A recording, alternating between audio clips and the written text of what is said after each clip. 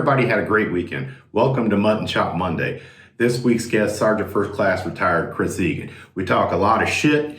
We go over some funny fucking stories that happened between a little squad in Germany back in the day. Maybe you'll find it funny, maybe you won't. However, if you're tired of the audio problems, which are on my end, and you're tired of listening to us just talk shit, I implore you to go to this number on the timeline and check out this story, because it took a lot of balls for this man to talk. And you never know, you might know somebody that needs this help. You might know somebody that's going through this shit. So I implore you, please, at least listen to that. But also, if you want to listen to the whole thing, that's fine with us too. I'll put a small little information block at the end of this little segment of the video, so you know what we're talking about, so you know where to look for resources. And if you can't find any help and you can't find any resources, follow us on X, Twitter, whatever the hell you want to call it, Show's Chop House. I'll put some more resources up there for people to maybe get some help with the Pact Act. Again, if you can help somebody out there, that's great. Or if you can help yourself, that's great too. Anyway, my friend, Sergeant First Class Retired Chris Egan.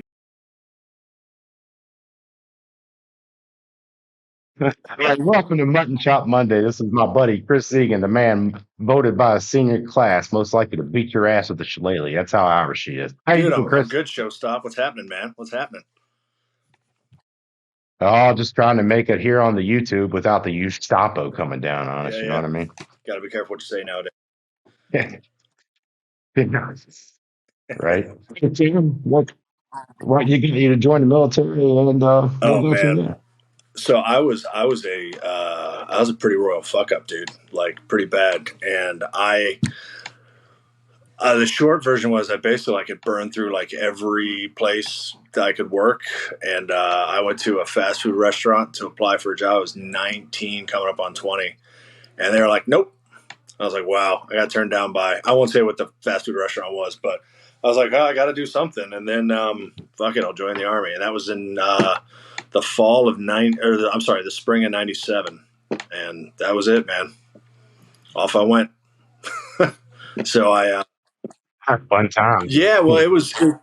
Yeah, it was weird. Like, well, in the '90s, there wasn't, the wars hadn't started yet. There wasn't really, like, if you had really bad luck, you went to Bosnia at the time. If you had really bad luck, you went to Kuwait. I ended up going to Kuwait because I guess I had bad luck. And then Kosovo kicked off that we went to a little bit later. But like pre 9/11, man, there wasn't much happening. It was a pretty easy job. You know what I mean? Like it wasn't hard. If you were a pretty royal fuck up like me, you could squeak by and you'd be all right. So that was it. And I got a DUI, and my parents were like, "All right, you need to do something." My grandfather's diner closed, and like, you need to do something, or you're out of here. Yeah. And so I did both. Yeah, because you went straight to Germany, right? Yeah. What was your first? I was at Carson for a bit, then I did my year in Korea, and then Germany. Yeah. Cool. How was Colorado? I had a blast in Colorado. When you're in your early 20s, Colorado Springs is a good spot to be, man. Yeah. Now it wasn't Germany, don't get me wrong, but it was still like, Colorado Springs was cool, man. Really good music scene. A couple really awesome record stores I'd go to on the weekends. I had a blast. I had a blast. I hated Korea. Hated every second of fucking Korea. Like, I hated Korea. I couldn't wait to leave it. But I got to Germany. I thought it was going to be cool, and little I know, basically was going to be deployed for the whole fucking time I was there. But right. Yeah. So when did you get to Bamberg? When we were stationed together, 54th Engineers. 54th Engineers. When did you get there? Fall of 01 when I got there. It was right after 9/11. And then I was there till when I leave, I left November of 03. All of us, like, well, you went down to Georgia, but all of us that stayed, that ended up going down to Kuwait and then Iraq for the war, they stop lost all of us. And then when they lifted the stop loss, all of us that were like at our DROS or past it, you either had to re-enlist to stay, which would have meant you stayed in Iraq and finished the deployment, or you had to get another assignment and bounce. So I had enough fun in Iraq at that point. So I was like, deuces, fuck this, I'm out. And that was it. So, but yeah, I stayed, like most guys, man, I ended up staying longer than 2 years because that deployment just fucking changed everything. So Yeah, I ended up staying there almost 3, I think, maybe more now. You know, I was about to leave, and who was that? Captain McMaster? Is that who our CEO Lemaster, was? yeah. Love Minister. He came up to me and a couple other guys and asked us to stay to go to the Kosovo deployment. And I was like, well, my bank account's usually in the negative, so I'll go. Yeah. And I went down to Benning, which a bunch of good guys. Like I told Eddie, I was there not long, maybe a week, and they had already gone to Yeah. Kuwait. And you're like, hey, you're going. It's like, but I just got back from Kosovo. I don't give a fuck. Yeah. That's pretty much what happened to us. They're like, you're going to Kuwait. We're like, we So, just got back from Kosovo. Like, I don't give a fuck. Like, all right. well, Off yeah, we went.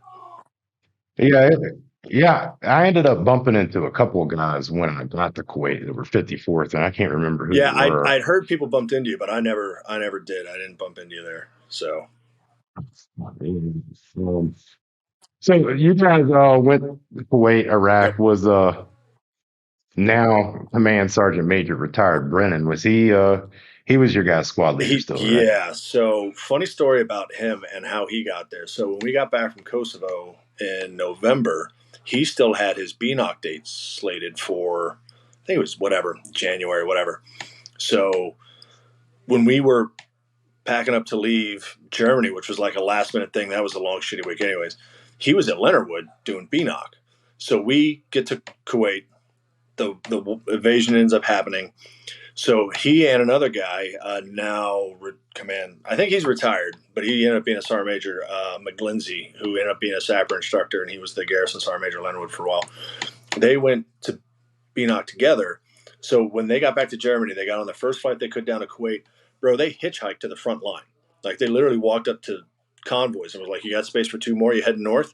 And I'm not joking, they hitchhiked from Kuwait to the front fucking line of the war. We were on the radio, and so it was me and Dickie Britton was covered down as the squad leader, and he said Mhm. something, and he was like, "Yeah, 2-2 out," and then we hear over the radio, "Hey, this is 2-2 actual," and we're like, "Holy, how the fuck did Brenton get up here?" And he had gotten with someone from the battalion, and they drove like. And we're like, how are you here? And he's like, and he told us the story. Like he literally was just like, you head north, you got space for 2 more. He jumped on with so many different random units on so many different random convoys, just doing whatever. He linked up with us. It was maybe a week in. It was right before those orange sandstorms. Because when those orange sandstorms hit, he was with Shit. us. So it was like right before that. So like a week in, fucking amazing, man. Only John Brennan could hitchhike to the front line of a war. Fucking quote me on Yeah, that. Yeah. I to him. I was driving out to Oklahoma. This was 2, 3, 4 years ago, and he had just got his gig there Yeah. at Leonardwood, and I met up with him, his wife, and we went out to dinner. And I was like, "Damn, I hadn't seen this dude." When he damn near cried. He was one of the better leaders I've ever Yeah, had. he and I bumped And heads, but he man, I learned a lot from him. I bumped into him on my last deployment in Kuwait. I'm sorry, I didn't mean to cut you off, but I was at the Chow Hall in Kuwait getting ready to fly back, and he just comes walking on through, and I hadn't seen him since then. So whatever, it'd been 15, 16 years. I was like, Sergeant Major Brennan. He looked at me. He was like, "Holy shit!" I was like, "Holy shit!" Yeah, we talked it out for a little bit. He was there. He was the 20th Engineer Brigade Sergeant Major at the time, and he was visiting his units. Yeah. But yeah, true story. He hitchhiked to the front line, it was a the great invasion. deal. I'll believe it. He's as hard as woodpecker Fucking lips, yeah, man. I'll believe it. I believe that 100%. So you what did you PCS out of yeah. and So went I got what'd you go Fort Drum? got Is that back to where you Germany, and then I went down to Fort Hood for not long. I got to Hood end of December, beginning of January 03, 04. And as soon as I got there, so I called my branch manager when I was in Germany. I was like, "Hey, I need assignment to reenlist," and she told me I was going to Fort Hood, and I was at First Cav specifically. I was like, "I'm in Iraq right now. Like, if I go to First Cav, I'm coming right back." And she's like, "Well, everyone's getting deployment stuff." I was like, "Just do me a favor, real fast. Look at my op tempo days." And she was like, "Oh my God, you're at like 600 something days." I was like, "Yeah." I am. She's like, I'm not going to send you to first cav. Thank you. So I went to fourth ID. I hated it, man. I called for a new assignment. I'd been there maybe 2 months at most. And she was like, they're standing up at 3rd Brigade at the 10th Mountain Division up at Drum. That's the only way how you're leaving Fort Hood. I was like, great, I'll take it. And then I ended up staying at Fort Drum for 8 years after that. I loved Drum. That ended up being like, that was my spot. So, yeah, but I hated Hood, man. I don't understand how people make like a living there. Like, fuck, that place sucks. Fuck Fort Hood, man. Or Cavazos or whatever it's called now.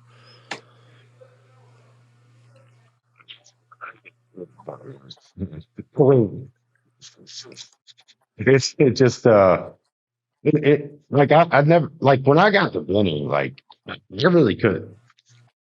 Well, some of the guys were great, but it was like so different because my first 3 4 years I was overseas, so you're hanging out with the squad after work. You're having a couple beers, punching Zagrafos in the face, shit like that. Yeah. And and Hey, you got to punch him before he punches old ladies. So, Why? Yeah, dude, what a fucking douchebag. Right. So I got to Benning, and people they were from local, so they would go home when they would get long weekend or whatever, and it was just like, oh, and I was stuck. I was I got promoted to E5 right after I got back from Iraq, and I was kind of stuck. I didn't come up with any of these guys. And I was like, okay. And then they kicked me out of the barracks and made me go get an apartment to get BAH for 2 years. And it was it just wasn't the same. Like my biggest regret as far as like anything. Well, I have two, but the first one in the army was I should have just stayed with you guys to Iraq. Not because the guys I ended up with were bad guys, but when I got back to Benning, it was just like, it sucks.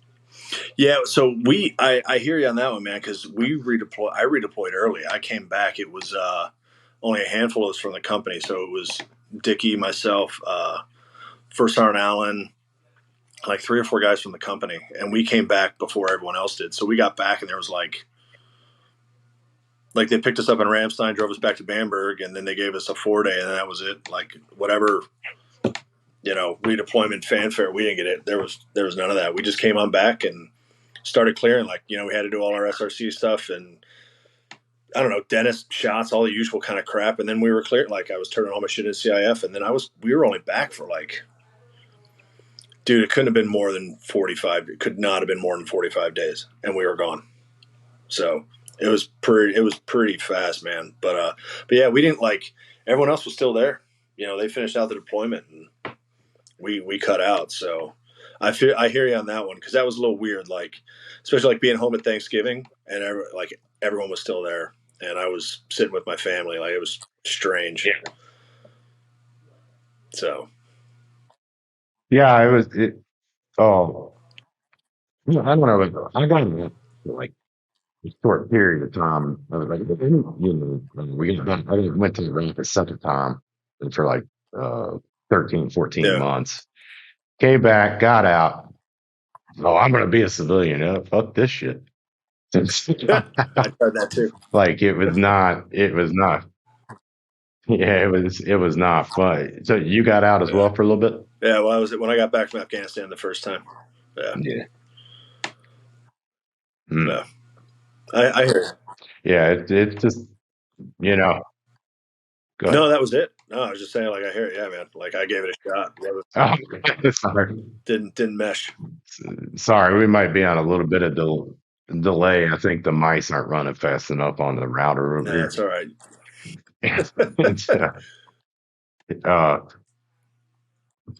Yeah, so you did 8 years of drum. You made it all the way to start first class, correct? So I stayed at drum. I was with 3rd Brigade. So I ended up I left in beginning of 12, because that was when I switched over to civil affairs. So I went down to CA selection and that all worked out. And then I was down in North Carolina for almost 6 years. And then I finished back up up at drum. I got hurt like everyone else on a jump, so I went up. I finished up. I was the 10th Mountain Division G9 NCOIC was my final gig. So I was the I don't know what's the sexiest way to say it. The commanding general's civil enlisted advisor on all, or senior enlisted advisor on all civil military activities. Sexy. There's a good word sandwich for you.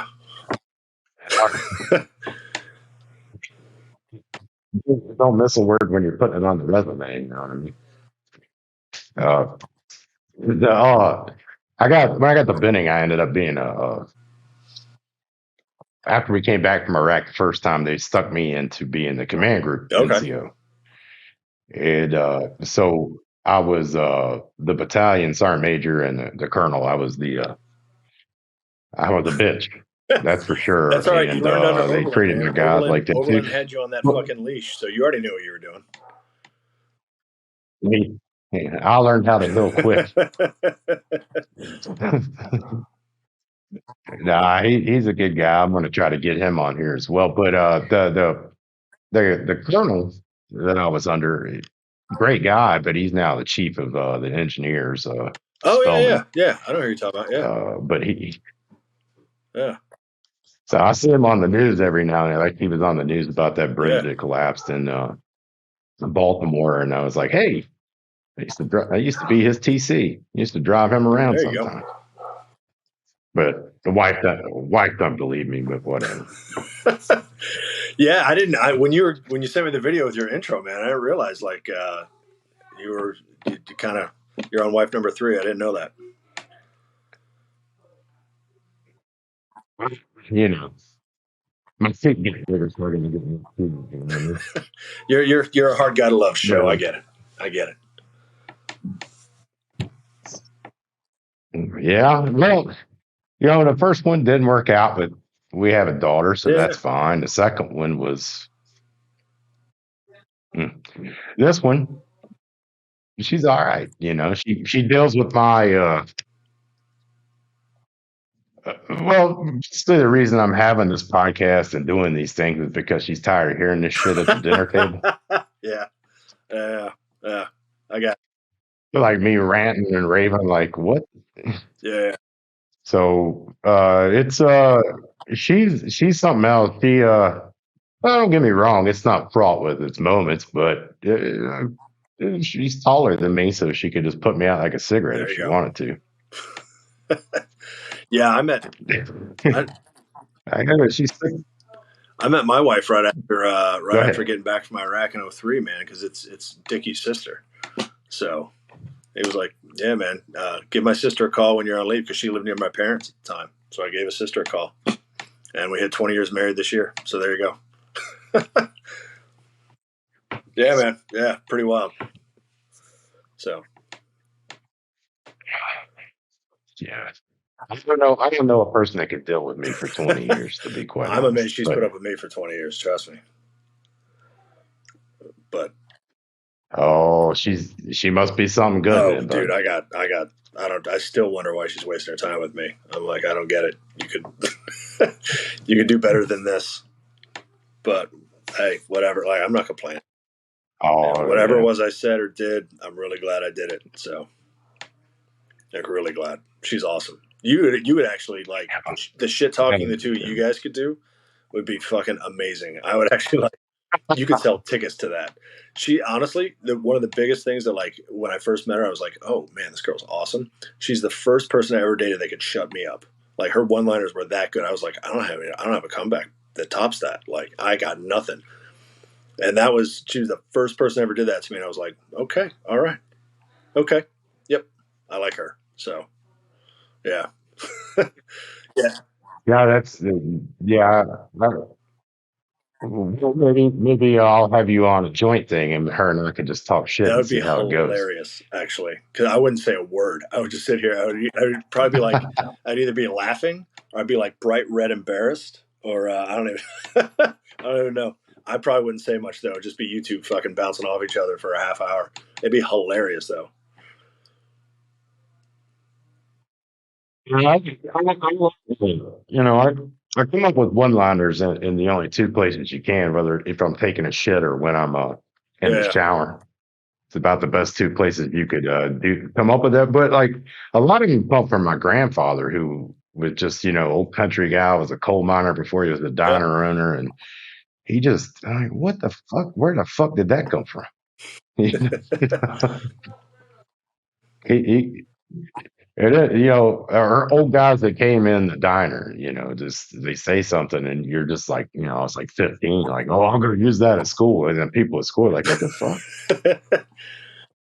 And, and they all just stuck. And like I said, like I told you offline there, I've done a little video that I'm gonna put out at some point. And I threw a really, really, really good one-liner in there. Okay. So hopefully you'll appreciate that. I will check it out when you post it. Yeah. But it's and then I went on a big long rant it's PG-13 at the lightest, but whatever. I've heard worse. I'm definitely curious, man. I'm definitely have to check that out. So what's up? What happened? What happened with the cooking stuff, man? I gotta ask now that I got you and you can't duck it. Like I loved your cooking videos, dude. All right. Oh well, I like doing them. There are a couple things come up.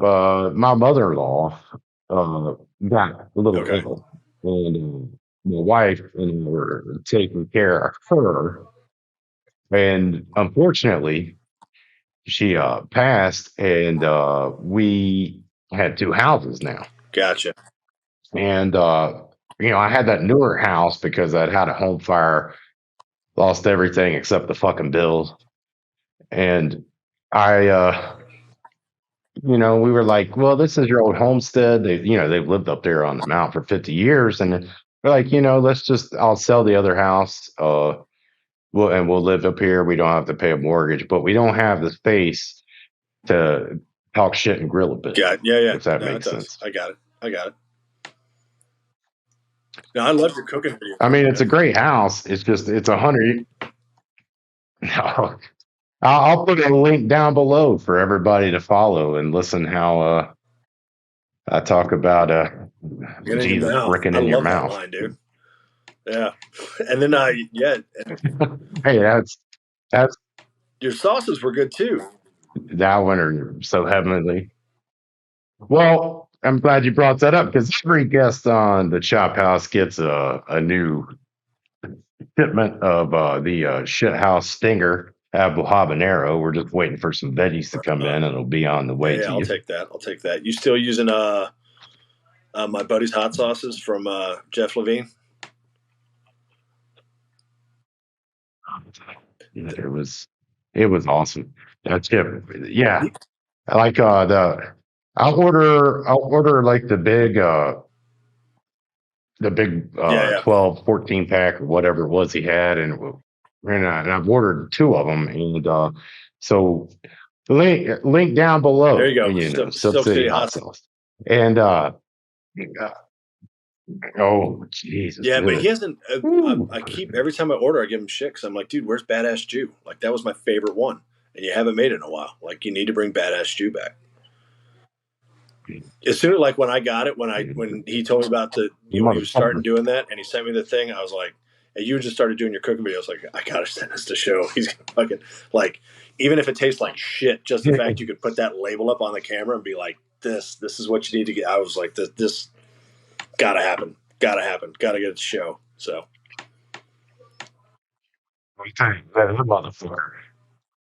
I ate it all. Like I've ordered 2 bottles of that, and he hasn't had it. He hasn't had it for a while. Yeah. He's like, I'll get around to it. I'm like, Jeff, you got to make it, man. That stuff, like when he has it, I'll buy 4 or 5 bottles at a time. So it's amazing. And then I bought like the big pack, and I bought 2 of them, and it takes me a good while to go through all of them, and it's about time. I usually order around June time, and they're I love making buffalo sauce out of them, man, and I love I don't know. That's good. It's fucking amazing. So you've been grilling a bit Yeah. lately? So my wife hooked me up with a Traeger like 2 years ago, and I use that thing like, dude, I'm a smoking fiend, man. Like I love that thing, love it. So yeah, I smoke a couple times a week. It's also like, besides just smoking meats or whatever, it's my second oven. I do all the cooking here, man. I love to cook now, just like you, which is why I love your cooking videos. But if I'm cooking, if I got two things that got to go in the oven, and it's two different, like drastically different temperatures, one of them's going in the smoker. It doesn't matter what it is. Doesn't matter. It's going in the smoker. So that thing gets used all the time. I love that Traeger, man. It's awesome. Yeah, love it. Oh, we got three of them. You came in and out on that one show. We're in the middle. We got three of them smokers up on the Nice. mountain. Only two are operational at the time, right now at the time, but the other one I'm waiting on a cord to Okay. come in. Oh, that's easy. Yeah. But we got we got yeah, we got that, but because we're redoing the kitchen, we don't have an oven at all right now. So that's In everything the smoker. goes in the smoker on the Yeah. grill, and it's yeah, Yeah, man. I love it. makes me so hard a cat can't scratch it, man. So I almost today, my son and I were driving around. We were talking about like the times we hit go-kart tracks and stuff, whatever, came up with conversation.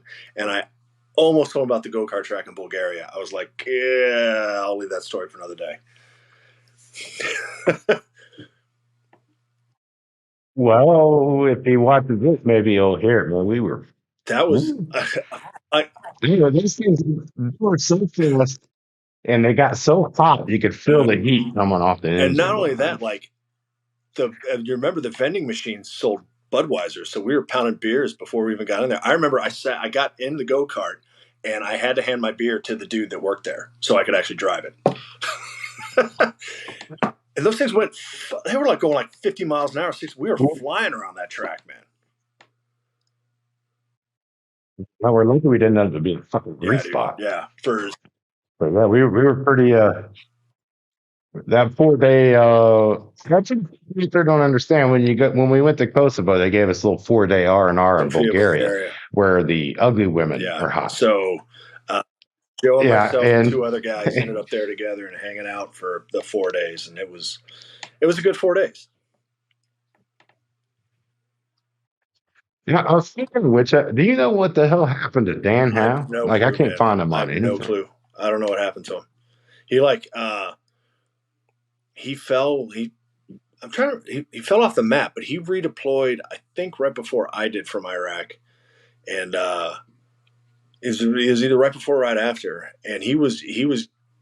I want to say he was getting back out. And he like fell off the map. I've never like. There's a couple different 54th group pages on Facebook. I haven't seen him on any of them. Like he hasn't. Never. I don't. Couldn't tell you what happened to him, man. I have no clue. Which I would love to catch up with him now. That was a funny fucking guy. I would love to just like hear what Dan's up to, but I don't know. I don't know where Dan Howe's at, man. I don't know. Yeah, he dropped me off at the airport when I was PCS, and I never heard from him again, never saw him again, nothing. And he's a cool cat, and it would be nice to catch up with him for sure. So, what do you do nowadays? So I work for the National Guard. I'm an instructor for the Guard. So the way how it works for us, what I do is we cover all of New England and New York State. So I live in Vermont, and we travel around for like units that are drilling, doing their annual trainings, getting ready to deploy, whatever. We run out and we teach them on whatever. It's a riot, man. It's a lot of fun. Like it's a lot of fun. I have a really good time doing it. There's four of us on our team, and we stay busy, man. Like we stay pretty busy. I was in Connecticut last week and a half ago ish, and then next weekend I got something. Like we stay pretty busy. The summer, dude, we're flooded, man. We're floored because up here in the Northeast, like with the snow and everything, everyone does their ATs in the summer. So like it gets mad busy in the summer for us. But dude, for 21 and a half years of just dumb, stupid knowledge in my head that's not worth anything anywhere else. It was a good job because I can use all of it. So it's a lot of fun, man. Like it's a really good gig. I mean, that's pretty good because shut right down doesn't, that it's hard for guys when they get out, combat arms and all that kind of stuff to be able to use that shit when they get out. Yeah, and I got lucky, man. Like Luckily I was just typing in random words for the go company ahead. I work for, man. I was just typing in random fucking words. And I typed in asymmetric, and that's how this job was listed, asymmetric threat instructor. And I was like, I could do that. And then, yeah, that was it. Got the job, man. Got really, really lucky. These positions don't open up often. Like the guys that get it stay with it because it's a great gig, man. It's really good, And if you got the hiring process, like the interview, it's not like your typical interview, I guess, because it's not. What do how do you see yourself living the corporate value? It was like literally like, tell us how you would handle this. Talk to us about deployment stuff. Did you go to this school? What you when you went to it was stuff like that. It was, the job's great though, man. Like it's, I've been doing it. I just hit my 5-year anniversary with the company on Monday. So, I literally I signed out on terminal leave on a Friday and started this job on Monday. So I've been doing it since I retired. It was great. Love it. Nothing like double dipping for a Oh little yeah, that was while. nice. Yeah, that was good. Yeah. But it's an awesome gig, man. We love Vermont. Like where I'm at, I'm out. I'm not totally like country, but I'm probably as far out away from Burlington as you could be and still be kind of considered like the suburbs of it. Like I'm in my office right now. I'm looking out my back window. And I'm looking at the mountains. Like there's no houses. There's just all trees and mountains. So, but like if I needed like the city life or whatever, I'd be in downtown Burlington in like 20 minutes. So you get all of it. It's cool. Like Vermont's cool. Yeah, we love it. Love it. It's great. It sounds like you got the best of both worlds. You can pretty much pick up something if you need it, but at the same time, you can eat off your porch. Oh yeah. So it sounds like it's a pretty good Yeah, time. and Yeah, we live. No, go ahead, man. No, we live. I live in Lewisburg, West Virginia. For people that don't know, where men are men, sheep are scared, and they issue Velcro gloves. Okay, it's out in the middle of fucking nowhere. It's out in the middle of fucking nowhere. But the governor lives about a quarter of a mile that way, and it's no shit. And there's a lot goes on in this little town, but if we want to go to like anything bigger than Walmart or Kroger, we got to go to Beckley, which is an hour away, or we got to go to Roanoke, Virginia, which is about 2 hours away. Yeah, for us, like the big city or whatever, is you'd have to drive. Like I'm going down to Boston tomorrow because that's the big one, and my son and I are going to a rugby game. But yeah, basically like I don't know. It's I guess same thing for us. If you really needed something that isn't around here, you'd have to drive. Like the next like proper city would be, I guess, Manchester, New Hampshire, and that's like 2.5 hours from here. So, but yeah, but we're good, man. Like we're good where we're at. That doesn't happen like ever. We're good with it, But I mean, I'm glad you found a good spot, man. Because trust me, I've moved all over the place in the past 10 years or so, and it's just it's hard to find a place that you can like. I lived outside of Philly.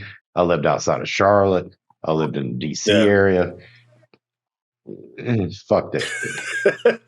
Yeah, it's just I was cool. I loved Watertown where Fort Drum was at. I really liked it. I did not like Fort Bragg. I do not get why everyone loves that place so much. Like I was so ready to go when after I was healed up enough, and they're like, hey, because I got a permanent profile, and they're like, you can't stay. I was like, great. They're like, you mean you want to leave? I was like, fuck yeah, fuck this place. Like this place sucks. Get me out of here. Like I don't understand why people love it so much. So actually, with my company, the higher up in the contract is down there, and they've asked me, they're like, so have you thought about maybe at some point? And I was like, no, I hated being stationed there. Why would I want to go? Why the fuck would I go back to North Carolina? No.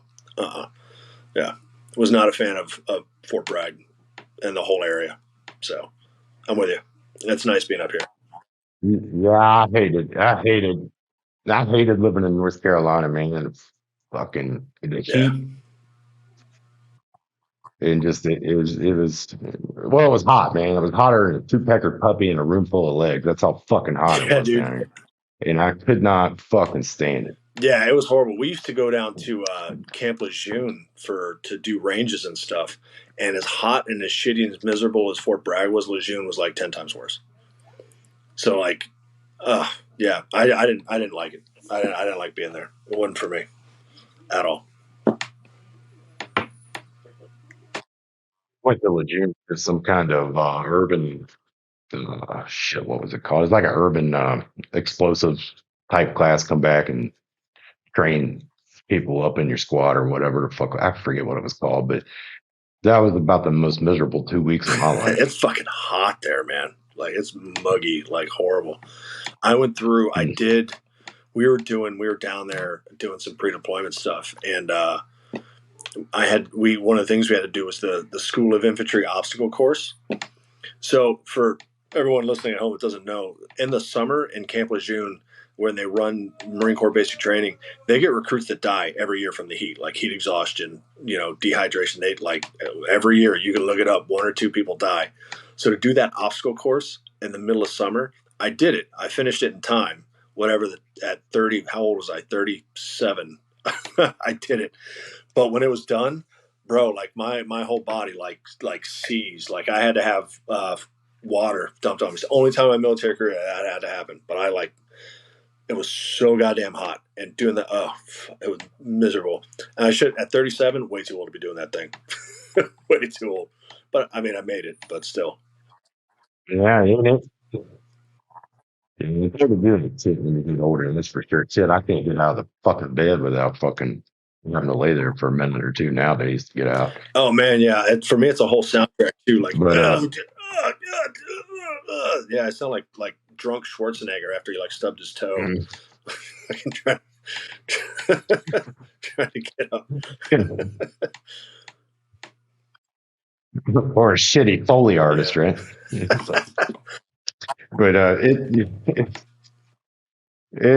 it's a challenge nowadays, man. That's for goddamn sure. Like I watched the soccer game today, and I don't sit down the whole time I'm watching sports. I just can't do it because I'm too much into it. But like my fucking legs go numb, feet go numb.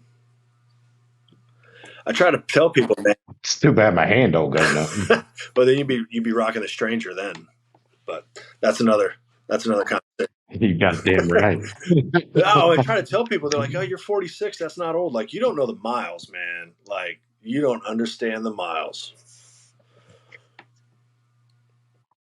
It's crazy. So let's move into a new segment here. Now that we've shot the shit Sure. for a minute, everybody that comes on here, if they're willing to do it, I want to ask them if they have any horror stories with the VA. And now, if you don't want to do it and you don't want to say it, that's fine.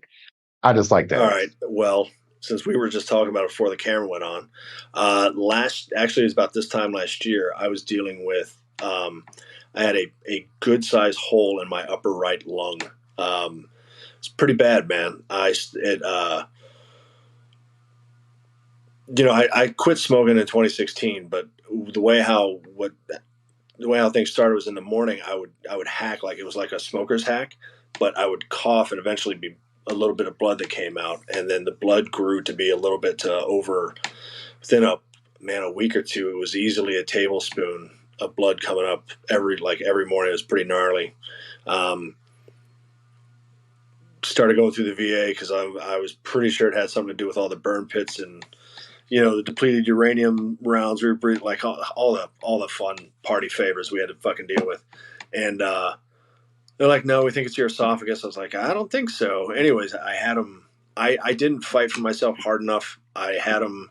I got the endoscopy, I got the colonoscopy, and all the other stuff. And you know, this is over weeks, and it started in January. It got to the point, you know, spacing everything on out, and then being like, try this med, try that med. There wasn't the big VA hospital up here. There's one on the Vermont-New Hampshire border in White River Junction that covers both states, but they don't have a lung specialist. They get someone who's contracted that comes in, I don't know, from wherever. And was dealing with a bunch of them. I couldn't but every time I kept saying, I was like, it's my lung. Like, I'm telling you, it's like a smoker's hack, dude. Like, I know what it feels like to hack up shit out of my lung. I smoked for 20 fucking years. Like, listen to me. Finally got a CT scan, and they're like, oh, hey, you have a hole in your lung. I was like, I know. Was still trying to figure out the right combination of meds. And at this point, it was mid-May-ish.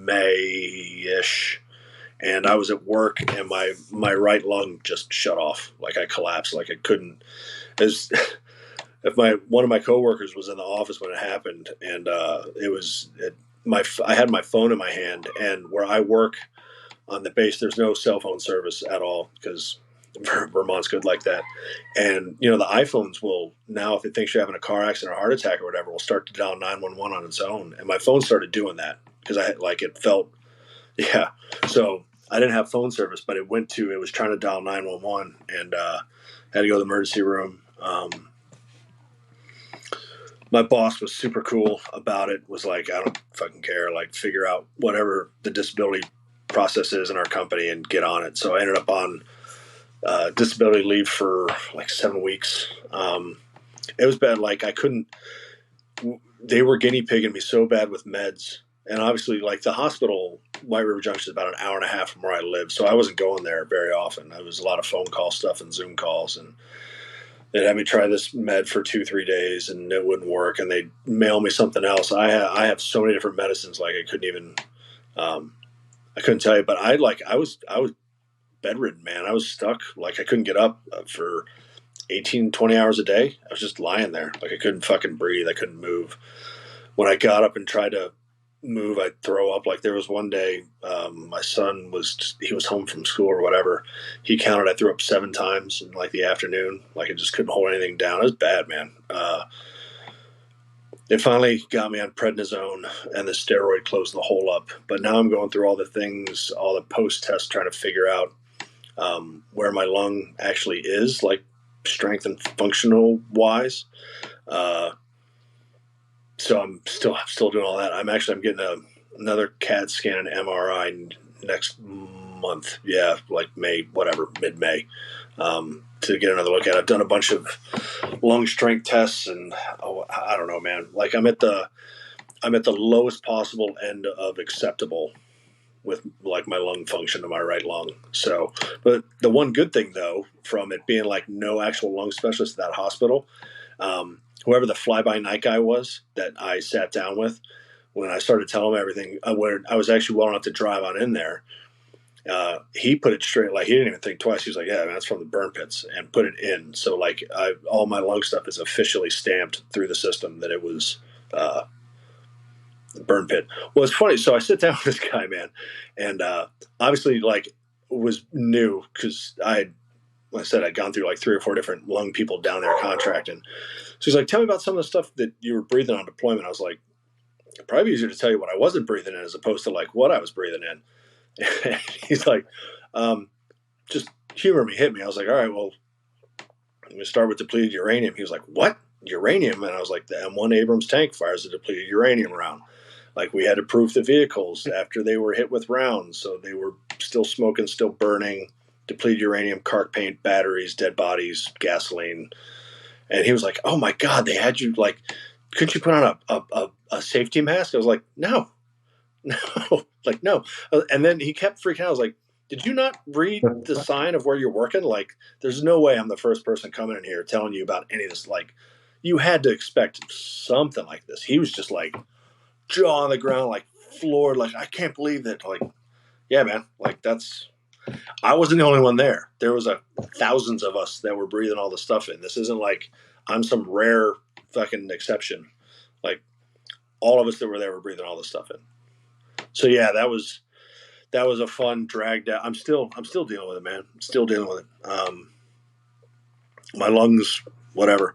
I mean, I don't feel it now, like I'm good. Like I can breathe and take deep breaths or whatever. Like I don't feel like it's not working, but that was a rough couple months, man. Like, I mean, I literally, like, I would come home from work and I would just collapse. I would lay on the couch for like the rest of the night. I couldn't do anything. It was bad, man. It was really bad. I wouldn't wish it on anyone. It was not like disability leave. Like, oh, hey man, that must be great not working for that long. No, because there's a reason why you're not working. Like, I'm just fucking laying there. Like I couldn't do anything. I mean, once I got on the prednisone, it probably within a few days of doing that, I was up and moving, but that was still like about halfway through. So literally, like, I was on the couch for 2 weeks. My mother-in-law came up and visited at one point, and I couldn't get up, couldn't say hi, couldn't anything. Just fucking laying on the couch like I was dead. It sucked, man. That's that whole thing. But as shitty as the system was, my big thing, and I know now, because that was my first big medical anything. I didn't fight for myself hard enough. I didn't. Every time they were like, we don't think it's your lung, we think it's this, I needed to like scream and yell and be like, no, I'm telling you it's my lung. I'm telling you, it's not my esophagus. So when I'm where the blood's coming from isn't coming from down here, it's coming from here. I can feel it. I didn't fight for myself hard enough, man. I didn't, and I should have. So yeah. So there's that. Well, dude, I'm glad it's getting a little better now, and I'm glad you fought for yourself. Yeah, I try to tell people all the time, if you don't kick these motherfuckers' ass into gear, they will just do the bare minimum. And firsthand experience from Mr. Egan here is that and I try to tell people, to the VA, we're kind of like a factory, we're just a number. We're just like, okay, next, Yep. next, next, because we don't make them any money. We cost them everything we do costs them money. So they just try to get by with the bare minimum. I'm fighting with them here on some shit, and I'm hoping it to be another investigatory, if you will, in my Zoolander thing about how they're not taking care of guys around. Sorry, I stand up for a minute. How they're not taking care of some of the guys around here. Basically, we have a C block. Do you have one of those there? We do. I mean, we don't. There's 1,700 veterans that use this C block here. We have one physical in person. Yeah, well, West Virginia has the highest rate per capita of veterans living in West Virginia, and we have one physical primary care doctor working at it, and the other one, it's kind of what we're doing. It's just a fucking TV screen, and they're not there. Dude, hey, one person cut my balls and seen if I got a fucking hernia in over a year. So it sucks. I'm trying to catch them in some shit. I got senators and working on it and all that shit, but we'll see. But I'm glad you stood up for yourself. I'm glad that you told them, hey, I'm glad you got it working. I'm glad that if you need any more help with that, you call the show, because I've been dealing with these some bitches for 10 years. Yeah, it ain't been 10 years to me, but when that guy was like, oh yeah, that's the burn pits, and he put it on in, I was like, there's one fucking positive that came out of this. Yeah. So yeah, I mean, that thing's been in almost 2 years that it's been in effect, the Pact Act. Yeah, about that. And I just got the paperwork the other day that, like, seriously, like, hey, have you been affected by this? This is the VA intake. I was like, this motherfucking shit's been going on for 2 years. Yeah, and I just now got it. And I'll tell you a funny fucking. I got a piece of shrapnel in my leg. It's been there since 05, I think. And I always tell them, yeah, I got this. All of a sudden, one day, I'm just mowing the yard. I'm drinking. It's a big fucking yard, man. 18 beer mow. when I used to drink. And it's and I'm just drinking, and I get this certified. The mailman comes up here, certified letter, and I open it up. We have placed you on the toxic shrapnel list. You don't want to fucking call me and tell me that I got something toxic in my fucking. Yeah. Okay. Never heard anything else about it. Well, it's documented somewhere. So, can you still see me? So, for everyone at home that's watching this, I have the hallway light on. The reason why it's getting dark in here is because the light that's right there above my head would literally blind you. But I'm wondering if you can even still see me at this point. Now the sun's going down up here. So. Ask you a little bit. It isn't. I think I'll doctor it up because I have maybe 2 hours of a YouTube class on Premiere Pro, so we'll see what we can do. And also, it's okay, man. It's more about the substance than it is the picture in the first place. So if people hear it, they get something out of it. That's pretty, great, bro. I'm pretty. So no, I'm not. I'm not. Like a picture. Yeah, I'm all old and gray now. Just yeah. Yeah, we got old. Dude, I ain't got eyebrows, and I'm completely follically challenged. The rest of the shit, I keep fucking Gillette in business. Yeah, but I mean, you were even back in the day, man. It was already starting back then. So, dude, I fucking show up to Germany. I'm paying for a car back home. Here, so they knew I'm not making it up. What was your first E1 private, nothing on your collar, Egan? How much was your first check after basic training? Don't count the basic training shit because they always taking stuff out of it. So your first ever real check. $250. I remember getting it, and the last job I had, like proper job I had before I joined the Army, was I worked at Taco Bell. And I remember getting my LES and being like, I made more fucking slinging tacos than I do doing this. Yeah, it was like $250, $240, something like that. Yeah. So we went to Germany, okay? And I come from not a wealthy family, just middle of the road. My dad owned. He's not my biological dad, but he's my dad. If that makes sense.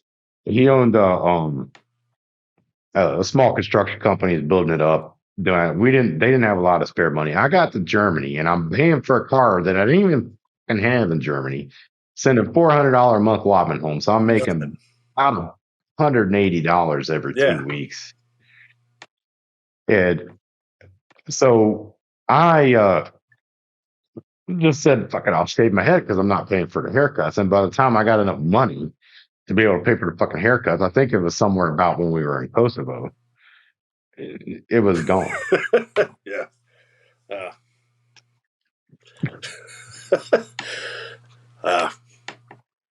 It was funny, man. I held on to the shit for a little while, but it was not. It sucked. When the brigade here for the Vermont Army National Guard they deployed to Kosovo like two and a half years ago, and I was talking with them, and they were like, "Yeah, man, Kosovo, this and that." I was like, "Oh, cool. What's your KFOR number?" They're like, "KFOR, I think it was 28." I was like, "Yeah, it was KFOR 4." They're like, 4? I was like, "Yeah, 4."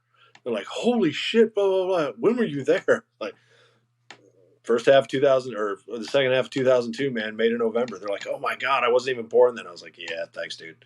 But yeah, they were like, "Yeah, KFOR 28." I was like, "Dude, KFOR 4, baby, 4." Yeah.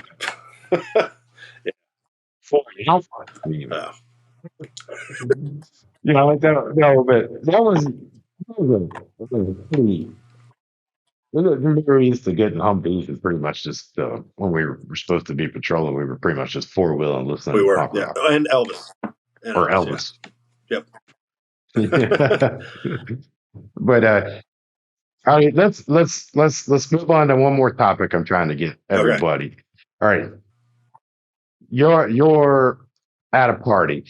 We're like, oh, you were in the Army for 20 years. Yeah, we did some good shit, but check this out. And then you go with the funniest fucking story.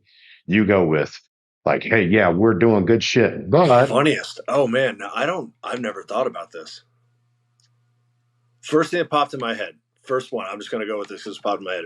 This goes all the way back to when I was in basic training. We were out in the field, and we're set up in our little like 2-man shelter hat things. One other guy that was out there with us starts rubbing one out in the middle of the night. Well, there just happened to be the night. All the drill sergeants were coming through, and they were popping CS grenades at us. So he starts running around. He's got his dick in his hand because he was rubbing one out, and he's trying to kick the fucking CS grenades, screaming the whole time. So come out, and we're watching this dude run around, screaming for like the whole pants around his ankles, fucking dick in his hand, kicking CS grenades, screaming in pain. Classic. I'm gonna go because that was the first thing that popped in my head. I'm gonna roll with that one. I like that one. That's a pretty good one. I have one that I'm going to do with another guest because he was right beside me when it happened, and we're going to go through it. But I'll just throw out a name. I don't know if he was still there when you showed up, but was Tate still in the unit when you showed up? Yeah, old Dennis Tate. Yes, he was. Yes, he was. Yep. Oh, we have such a good story we're gonna tell on him when he. It doesn't matter anyway. I mean, one point in time, Brennan was like, "Show me if there's team leader." I was the E3. Okay, all right. So I'm doing all team leader stuff, bringing home maybe $350 every 2 weeks, and I'm doing all this team leader shit. And we have a fucking inspection after EQTs. And we're having the sergeant majors coming through. Remember Big Sergeant Major Jackson? He's coming through, and, and he's going to do this shit. So I have Tate the night before this shit, and I got him. I got his shit all. They had the fucking shelter half pole. Everything had to be that long, rolled up.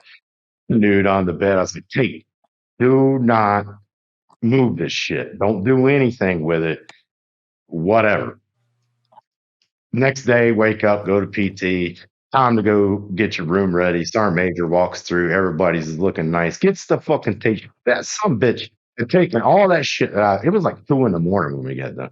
He's taking all the shit and just threw it in his fucking wall locker, which was probably nasty as fuck anyway. Yeah. And then tried to redo it.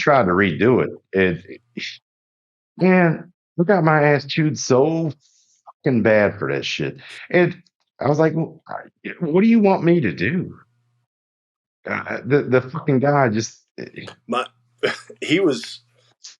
There were so many things I want to say about him.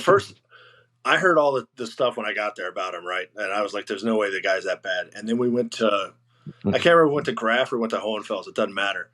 But he didn't pack a toothbrush. And it took a couple days before we realized he didn't have a toothbrush. Like, he just, and it's not that he forgot to pack it. He didn't have a toothbrush. Just didn't have a toothbrush. Yeah. And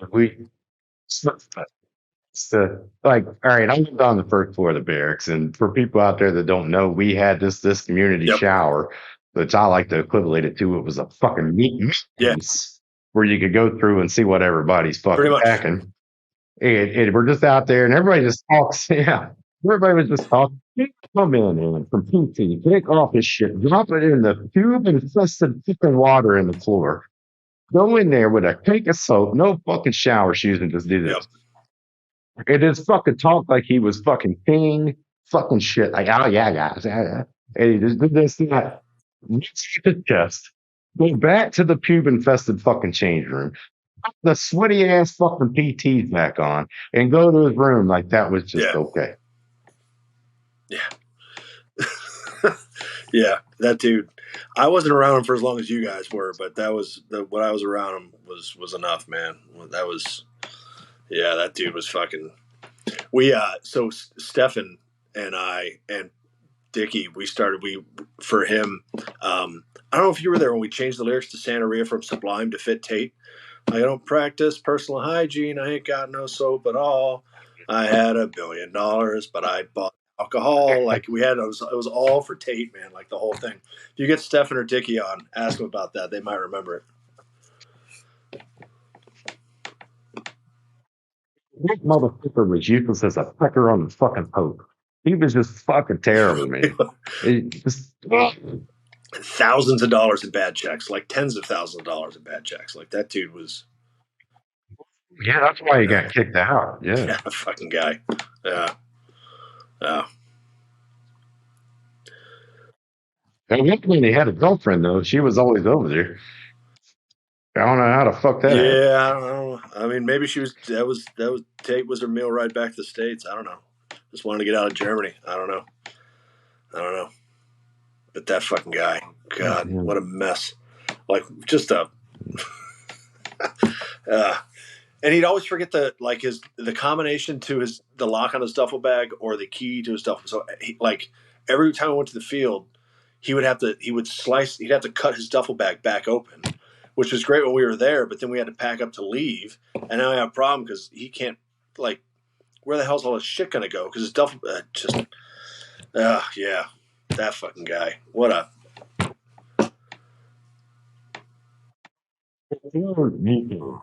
It's a fucked up story. We had to do we were a mech unit, and they wanted to do some light training back in the training area. Yeah. And then they brought in fucking Blackhawks. They brought in the whole show, and it was actually pretty good training. Well, we were patrolling through the woods back there, in a fucking wedge out in the woods.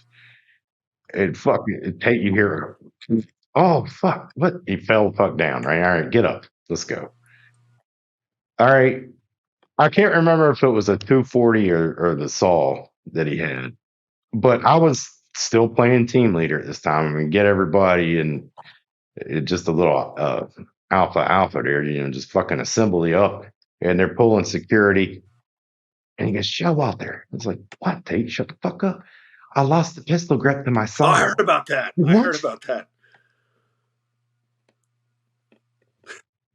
was like, how the fuck do you lose the pistol grip and your hand on the whole fucking time? And then, here comes Oberlin, here comes Brown. What the fuck? Shut the fuck up, be quiet. Blah, blah. It's like, he lost his fuck. Oh man, Oberlin lost his shit, man. He just, and I don't blame him, but he just fucking goes off. He makes this fat fuck up. For people out there don't know, he was roast. Yeah, he was. Yeah. It was about the best word for him. He was a walking, talking Christmas ham. You think of mine without the people presence. All right, so he picks him up. He goes and he qualifies. You know what I'm talking about? Qualifies him, sticks him on a tree upside down, and makes him hug the motherfucker with his leg. And he's like, I can't do it. He's just far off the ground screaming that he's gonna fucking die. And he's just screaming, and he keeps falling off, and they just keep picking him up and putting him back on there.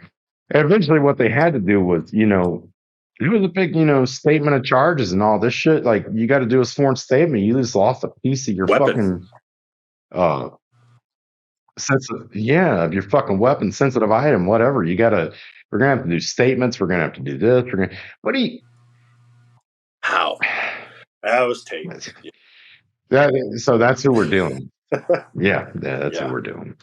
And anyway, now yes, I'm going to move into about the time we're going to start winding down. Yeah, because I gotta. As I told you before. Yeah, you got to go. You got important things to do. And the tens of people that'll be watching this, they'll understand. All right. So just want to let you know, I still got your address from where we swapped hot sauces and barbecue sauces before. So as soon as the peppers come in, you're going to be getting a bottle of the Shithouse Stinger. It'll be in a mason jar, just like it was last time. And you're going to get it'll be fall before I can send the Texas Jesus vids out. So you and Eddie will both get that, but it'll be the fall before everything's ready for that. Because we grow that. My wife grows that. And, as I've said on the Shit Show, she's got the greenest thumb that's ever been stuck up my ass. You know what I mean? So she'll be sending that out. As soon as we get all that, it'll be on its way, man. And I really appreciate you coming and taking the time. And at the end of the day, man, just focus on that health, get it right, you know. And I'm glad that you're working on it. This is an awesome show. Thanks for having me on, dude. Oh, you're welcome. Ladies and gentlemen, the man with more Irish roots than a field of four-leaf clovers, Chris Egan. Thank you very much, guys.